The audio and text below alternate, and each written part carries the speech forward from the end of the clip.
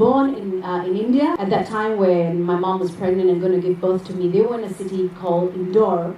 It's not an indoor-outdoor joke. Okay? There was a city called Indore, and my mom was, going to give birth to me on the 10th of December. 10th of December, ladies and gentlemen. Now, on the 10th of December, my father also had a very, very important interview in Mumbai.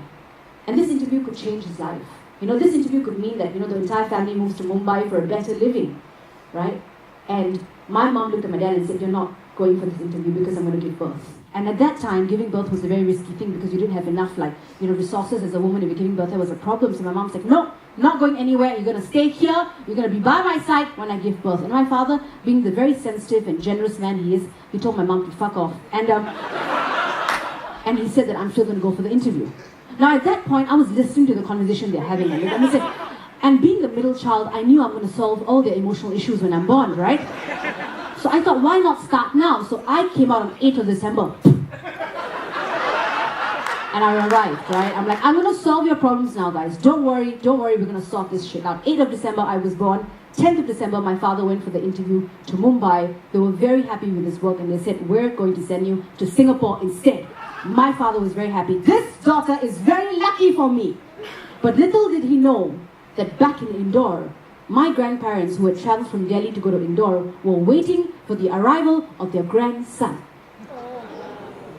Now, my grandmother was convinced that it was going to be a grandson because before my mom conceived, right, she had brought my mom to the temple and the priest had given my mom a thread to tie on one of the legs of the bed on which my parents were supposed to fuck, in which my father would have some energy in his body and he would angle in such a way that his pelvic thrust would only give male sperms in a rapid pace.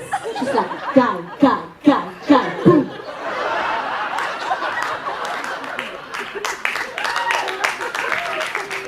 But apparently that day my father did not have the energy in his body to do the boom boom, right? And a daughter was born. So my mom tells me my grandmother was just looking at my face and then looking at my vagina, looking at my face, looking at my vagina. She thought if she stared hard enough, a dick would grow out.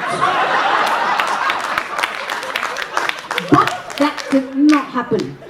That did not happen, and it was really awkward for them because they was just it was standing around the court and they were just my grandparents were just like, what happened to the thread? What happened? Why didn't this work? This is not working. It's right, and my parents in their heart, they're like, we're going to Singapore, fuck this shit, we're going to Singapore. So they knew that we were moving to Singapore a month after, and they had to do a naming ceremony for their daughter. So my dad very smartly said, this is going to be a very difficult situation, let's call someone from the outside to sort of diffuse the situation. So my dad invited his immediate boss and the wife to come for the naming ceremony. As they're like, okay, what do we call the daughter? My father very casually looked at the boss and said, why don't you name this daughter?